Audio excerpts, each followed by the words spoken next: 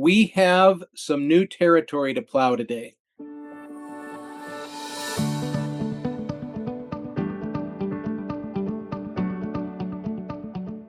I think this is our 160th some episode, and we have never discussed this before. So, who do I have to discuss about biomedical ethics? Is a surgeon that I've had the privilege of working with over the last year. She's been a consultant to me on a big project, and she does pediatric cardiac surgery. And I just want you to look at your thumb and flex the knuckle, and that's about the size of what she's working with. And in her time, since she didn't have enough to do, she decides to get a Master of Science in Bioethics. From where? Well, you could probably guess it's Harvard. This woman just doesn't slow down. She has just been a delight to work with. And Dr. Deborah Kozik, welcome to our program today. Thank you. It's good to be here. So tell us a bit about why this topic, what attracted you to it, and why you feel it's important, and then we'll dig into some questions. I think kind of as I was building my career, finishing training, very hyper-focused on improving my skill set and et cetera in my field. And then after, 7 or 8 years, I kind of lifted up my head, started looking around and realizing that there are a lot of ethical issues, not just in healthcare, but especially in the care of congenital heart patients.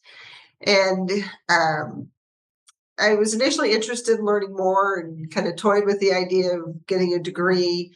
And then we had a series of patients who had very complex ethical concerns about, was what we were doing the right thing for the patient, the right thing for the family, a lot of disagreements. And it kind of finally pushed me to pursue a degree in this to better understand how to help our patient population and their families, especially in dealing with complex issues. Because none of them are straightforward, and what we ought to do isn't always clear. And that's basically what bioethics is determining what we ought to do, all things considered in that situation. Okay. And it's never purely the decision of one person, right? So just jumping on that one phrase, this could take us a while, because what we're trying to do with this podcast, Doctor, is give Jane Doe or John Doe as they're riding to work, or get on the exercise bike or something, to walk away thinking, I didn't know that before, and I can use that today. So, as we talked about just before we went live on the recording, so many times ethics is discussed in the crossfire of the situation. And no one has ever, that's a big statement, no one has ever, but few of us wake up in the morning driving to work thinking about ethical concerns. I mean, it just doesn't come across our radar. We're good people, we work with respected organizations, and yet on something this key, I just go to your phrase, what we should do given all considerations. So walk Carl and our listeners through just maybe a basic ethics 101. When we're looking at a situation where life is in the mix, and this may be a bedside nurse, this may be a physician, this might be a hospital administrator, what things should the Carls of the world before the crisis have in the wheelhouse to be thinking about? So I guess the first part of Ethics 101 is there are different moral theories that address what we ought to do in different ways. And so, like, one of the moral theories is called deontology or Kantian ethics. And basically that theory ascribes to that there is a categorical imperative which no matter what the outcome may be, this is what a moral person ought to do, regardless of the outcome. And then the other one that kind of is opposite to that is what we call utilitarian or consequentialist ethics, where the outcome is what matters. Doing the moral thing is what the outcome is. And people ascribe to or follow different moral theories, and sometimes they can kind of clash in trying to decide what you ought to do for a patient.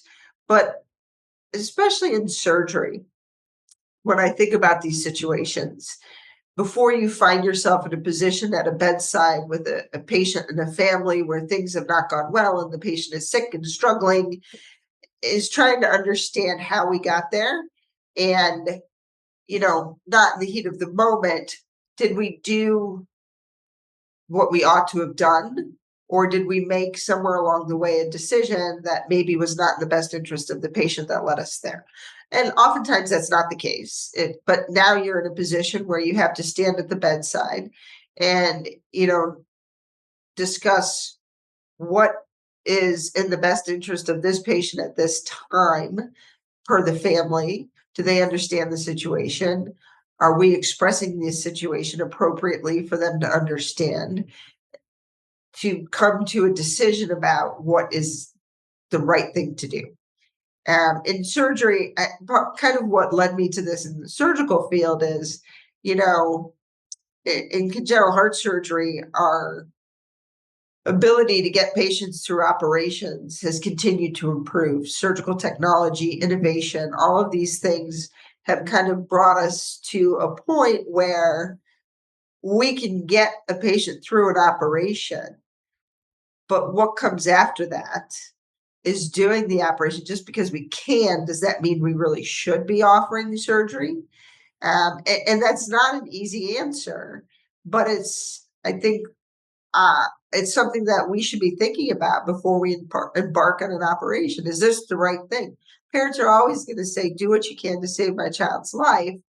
And I think especially, and not just congenital heart surgery, but surgery as a whole, it is important for surgeons to talk to families and patients about what could occur after surgery. What kind of life are we looking at? And is that what you want?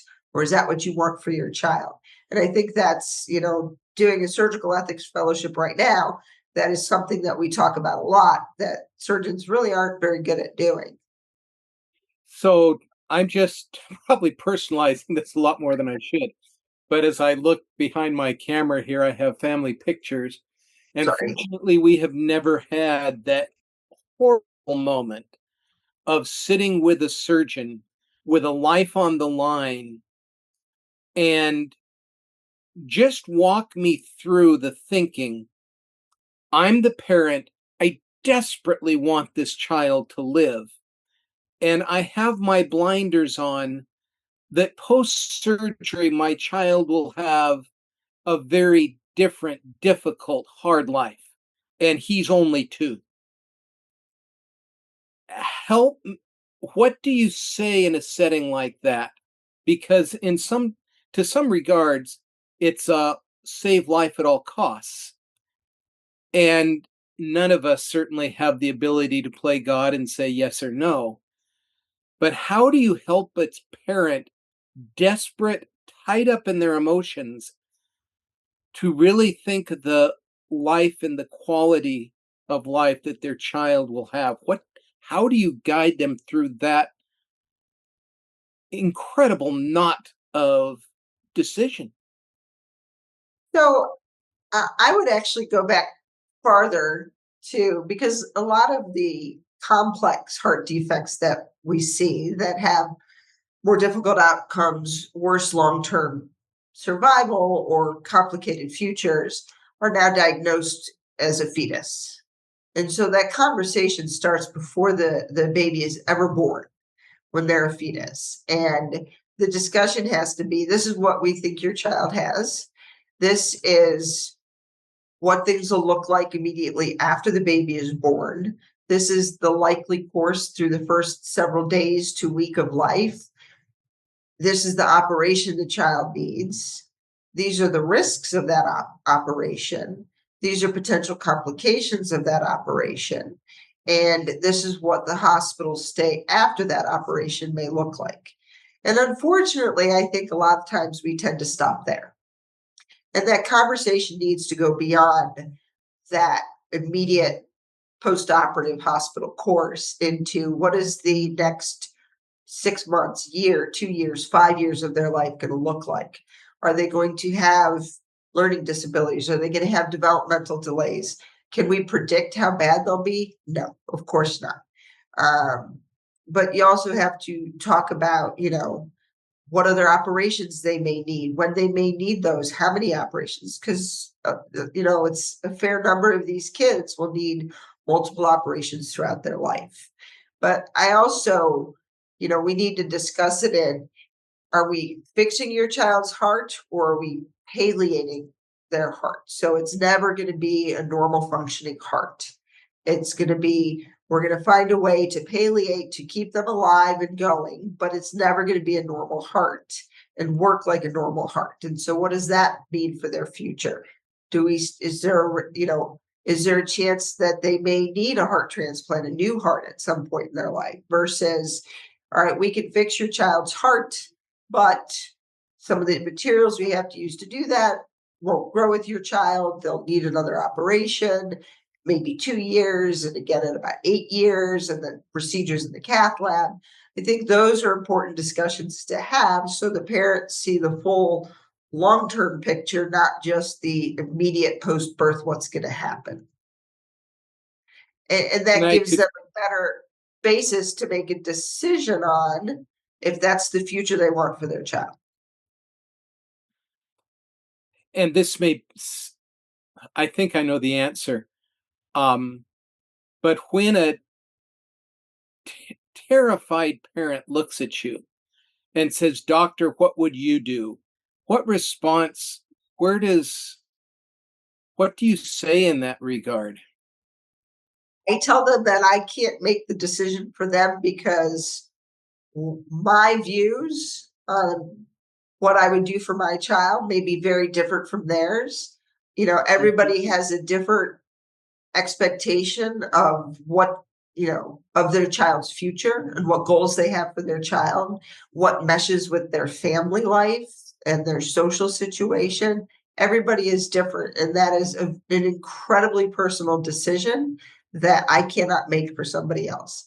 And we get asked that a fair amount. Would you, if this were your kid, what would you do? And I tell them that I can't answer that because what I would do is based on my personal life story, not theirs, and my situation in life and not theirs, and my family makeup and not theirs.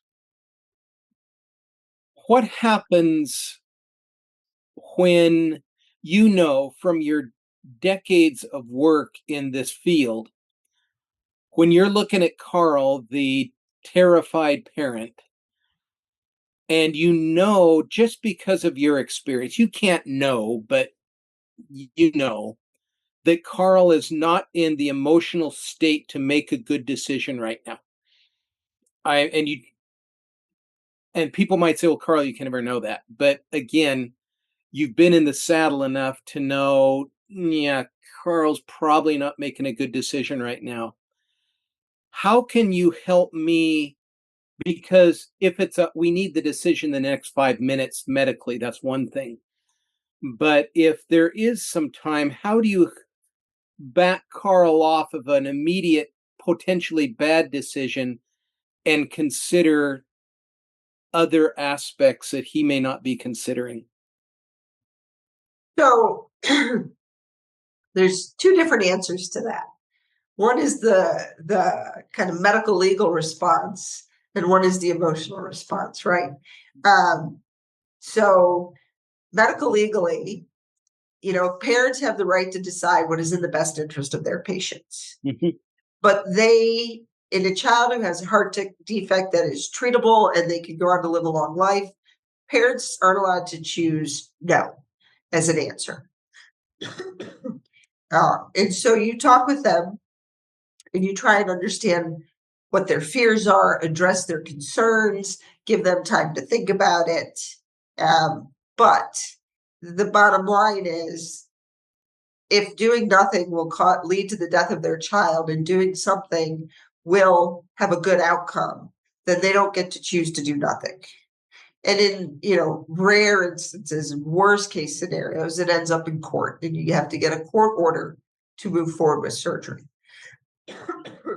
In situations where you can't fix their heart, where it's palliation and a known shortened life expectancy and multiple operations and everything, then the decision that gives parents more leeway to decide against doing something. They can choose what we call compassionate care, meaning no operation, and they get to hold their child and let them pass. But this is the other. So I'll tell you a story about a patient from a few years ago. Cutest little 8-year-old boy who happened to be in school. They were on recess or whatever it may have been, and he was at school and he was standing on a chair holding a pencil, having a sword battle with his friends. And he fell off the chair and landed on the pencil and stabbed himself in the heart. And pulled the pencil out, saw the blood pass down. And, they got him to the hospital, and clinically he was doing well, but he clearly needed to go to the operating room because he had obvious heart injury. We could see it on echo. And the dad met us in the ER, and I talked to the dad as they were doing the echo, and I explained the situation and that we needed to do immediate, surgery to fix the hole in his heart. And dad said, "No way, no, you're not cutting my kid's chest open." And so this is a sudden shocking event. And so, dad is terrified and panicking. And so I walked out of the ER, his room in the ER, and called the OR and arranged everything, gave him 10 minutes to collect himself, went back in. I talked to him some more, and he still said, no, you can't do it. And so I gave him a little bit more time. The nurse talked with him, and 10 minutes later, he came out. I was standing in the hallway with the school principal, and the dad came out, and he's like, "Okay, I understand. Let's go take care of this." So sometimes, in shocking situations and very unexpected, and that happens with parents when you get a new fetal diagnosis as well.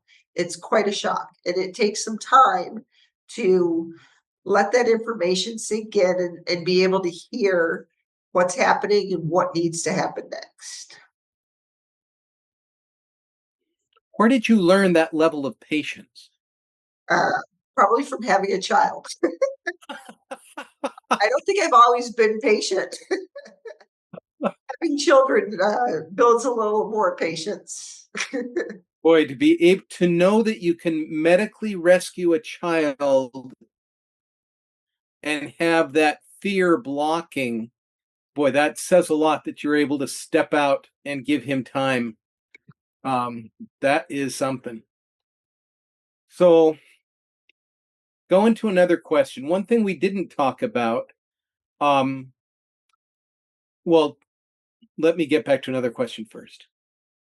What can the Carls of the world, and let me switch that to just the Jane Does and the John Does that are medical professionals, what do I need to do? What do they need to do to prepare themselves for these situations? These ethical concerns where life stands in the balance. So I think that's difficult to prepare, except I think throughout our training we see enough of these situations, and I think it is important for medical students and residents to kind of listen in on the discussions from ethics committees to understand um, why the decisions that are being made or recommendations. I should clarify that. So ethics committees make recommendations. They never make a decision. Their job is to listen to all stories and put it together and make a recommendation about what is in the best interest of the child. And that's it. They don't get to make the final decision. Their job is to listen and make recommendation. What is the most ethical choice to be made in that situation? And I think that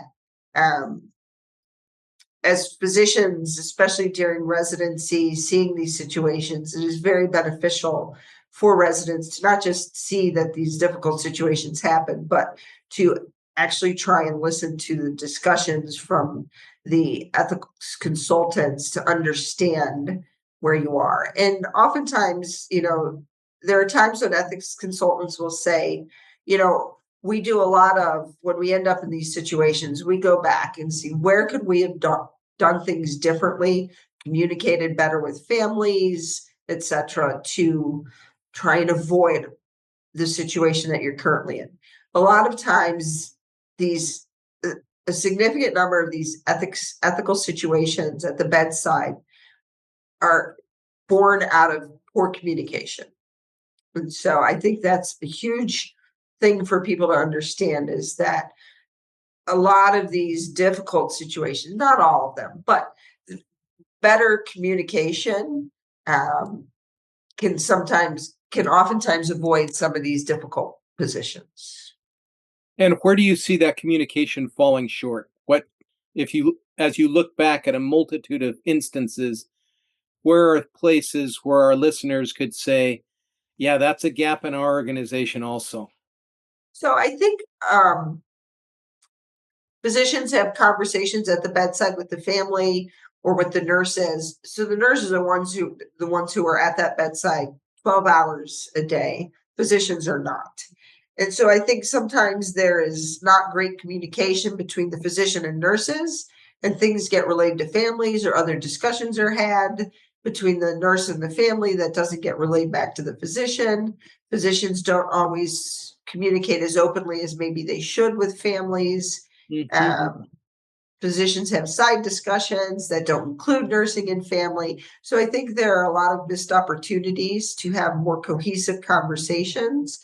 And one thing we try and do when we have patients who are critically ill and have been in the hospital for a longer period of time than maybe anticipated is we try and arrange, if the family is willing, not all families want to, but we try and sit down in a separate space from where their child is and have what we call multidisciplinary conversations, where all the caregivers involved in their child's care sit down and go, okay, this is where this organ is, this is where this organ is, this is where this organ is, this is how they work together, this is what next steps may be, what we are looking to see, etc., so that we are all on the same page. And oftentimes, before we have that conversation with parents, all the different caregivers um, sit down and talk amongst themselves to make sure we're all on the same page, Mm, because we're not always on the same page.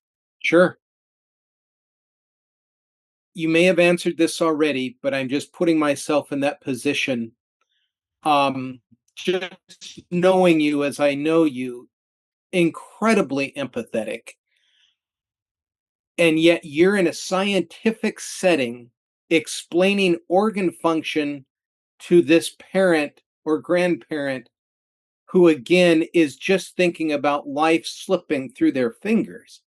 How do you slow down the medical explanation enough so that I can catch what's actually being said? Because we know that in the emotion of a medical situation, people capture a small percentage of what we think is being communicated. And that's just on a simple, post-op procedure on an adult. Carl, you need to take this medication and come back here. And the compliance rate is horrible. And you up the ante about 4,000 times with a child with complex. I've been on your unit, and to see some of the machines that these double machines that these little ones are hooked up to, how do you slow down your colleagues when you notice that the parent is just there's tears in the eyes, um, deer in the headlights? How do you slow it down so that those people can understand? So every physician has a different style of communication, and certainly some physicians tend to talk in more technical terms than that parents don't necessarily understand, and I find that's when the eyes tend to start glazing over. It's important for physicians to try and explain things on the level that the parents are at. Mhm. And we will stop frequently and ask, do you understand what we've just talked about? What questions do you have? And we also tell the parents, before we have these kind of multidisciplinary meetings, to write down all of their questions. It's not like we say, okay, we're meeting in 5 minutes. It's scheduled for 2 or 3 days. Write down all of your questions. We'll go through everything step by step. Ask your questions, whatever you want to ask your questions. We'll stop frequently and make sure that they're understanding what we're saying and where we are. These meetings can oftentimes take an hour to make sure. Mhm. Yeah, it puts the aspect of informed consent in a whole different level. Yeah. And when you sense, and again, you've just got a nature about you that you're able to sense things. When you notice that Carl is nodding, but everything else of my nonverbal is shaking my head, how do you, what guidance would you give other professionals? Carl's saying, oh, yeah, yeah, yeah, let's go. But you can tell that I'm doing it because I feel pressure or I don't understand. What do you do to give Carl a voice at that time? What can other colleagues do also? So I think a good practice, and this is especially important when you're doing surgical consents, is to have them repeat back to you how they understand what you're talking about, to ensure that they know, or Mhm. and you can address anything that they appear confused on. So Excellent. Okay. So I want to switch to another task you have within your medical expertise and perhaps do some coaching for our listeners. Um, Dr. Kozik not only does extremely detailed pediatric cardiac surgery, if I am understanding correctly, you're also the lead surgeon on the transplant team. well, we don't have a lead surgeon. There's two surgeons here, and we both participate. Okay. Just the way we work it out is I'm usually the one who goes to get the donor heart, while my partner starts in on our recipient, and then we do the implant together. Mhm. So, any things that not only we have medical professionals listening to this, but we also have lay people. Any insights on the donor program and the benefits that come? Because it's amazing to me. I have a thing on my driver's license that when when I'm hit by the bus, I'm completely open to donate anything that's still working. But many people don't. So any thoughts of helping people to see the invaluable, and I'm biasing the question here, but I'm just knowing how those organs help. What can you say to perhaps a person that is wondering if that's something they should do? I think that, so my experience in parents who donate their child's organs, it provides a way of their child living on in somebody else. It provides, I don't want to say a benefit because it's not a benefit, but some sort of good has come out of the death of their child. Um, I think that, you always hear these occasional scary stories. They were harvesting someone's organs and they woke up. And I always read the stories with immense skepticism, because I know the protocols in place to declare a person brain dead. And in Mhm, children, those criteria are even stricter, meaning that, in adults, it's a clinical exam. In children, we do brain blood flow studies, a lot of places, etc.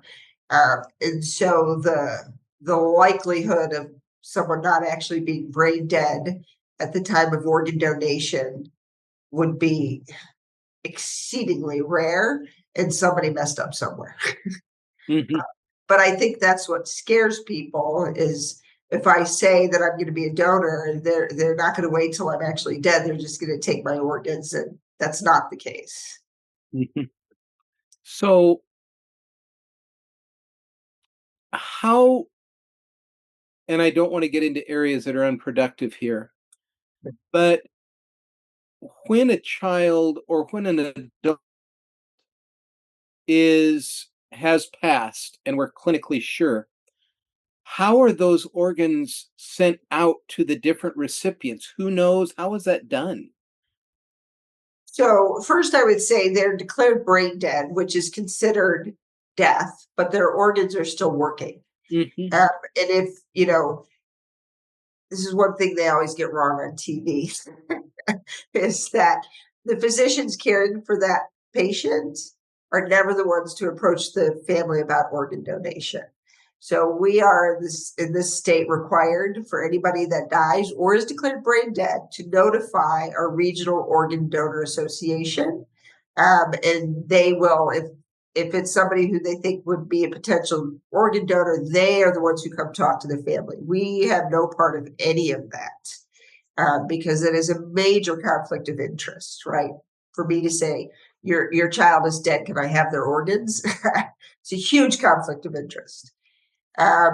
But there is a wait list. So when we list a patient for transplant, there are different criteria as to what category you get listed as and your blood type. And that goes onto the list. And, so our highest listing in children is going to be a status, what we call status 1A. And for us, they get listed for a certain region. So usually 1,000-mile radius. We list the weight range that we would accept, which is usually up to twice our recipient size. Um, and then you wait. And when an organ becomes available, the donor organization sees who's first on the list within that radius, within that weight, and within that blood type to match. And that's the first person who gets the offer. And if for some reason that first offer turns it down, then it goes to the next and the next and the next until the organ is accepted. And it's, kidneys are listed. I don't know how they designate kidney status or liver status, but adult heart status is different how they get listed than pediatrics. So Thank you. it's certainly not a perfect system because you could have 50 kids listed 1A, and it's just who gets on the list first, and that's the way it goes. It's never based on who's the sickest. 1A is 1A. Interesting. So, back to a former question. If I'm not in a position, maybe I'm just learning, maybe I'm entry level in medicine, what would be some resources that I could go to get me up to speed to be better versed in medical ethics? You mentioned that I could, sit in on committees, etc.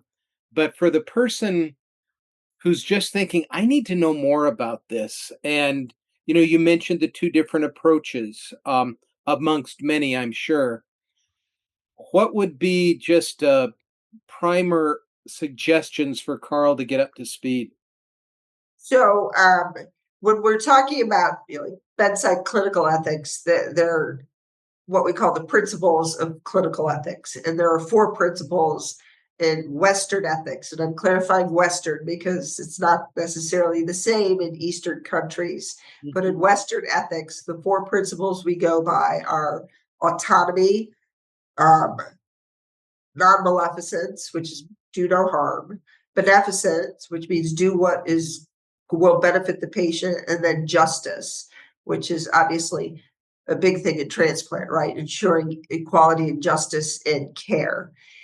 So those are the 4 principles in medical ethics, and they're all weighed equally, although I would argue that oftentimes in Western ethics, we let autonomy, which means personal choice, take prevalence over the other 3. And that's not the way it's supposed to be.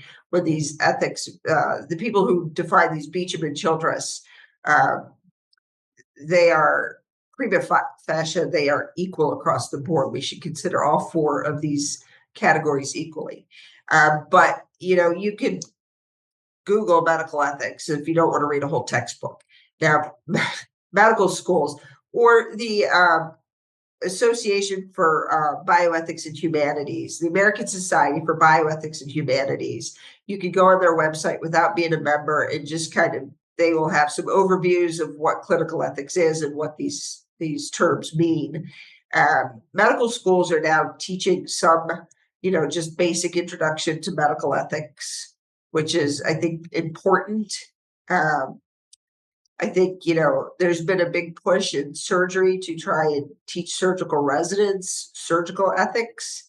I don't think we're all that good at it yet because surgeons push back that they think that having to listen to an ethicist is taking away their own personal surgical autonomy. And, comments I've heard were that, I'm an ethical person. Why do I need to learn that kind of stuff?